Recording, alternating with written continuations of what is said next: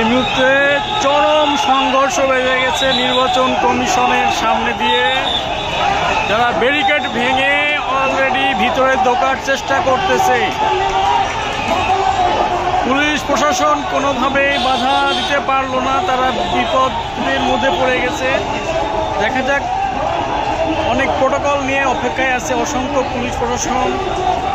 তারা বাইরে ভিতরে ঢোকার চেষ্টা করতেছে, কিন্তু মনে হয় না ঢুকতে পারবে।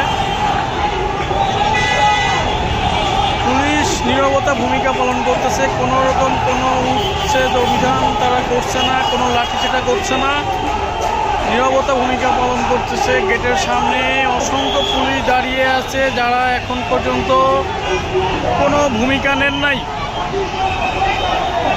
আমরা অপেক্ষায় আছি, দেখি নাগরিক পার্টি কি করে এখানে।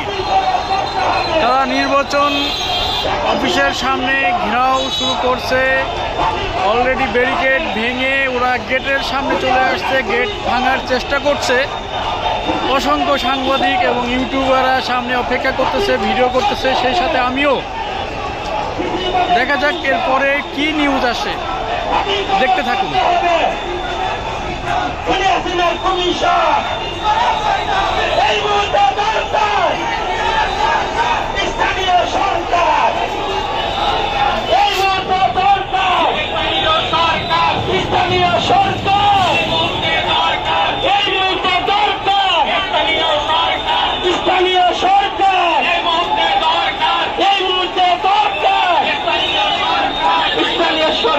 সবাই বসে পড়ুন, সংগ্রামী সবাই বসে পড়ুন, সবাই বসে পড়ুন, বসে পড়ুন, সবাই সুশৃঙ্খলভাবে বসে পড়ুন, সবাই বসে পড়ুন।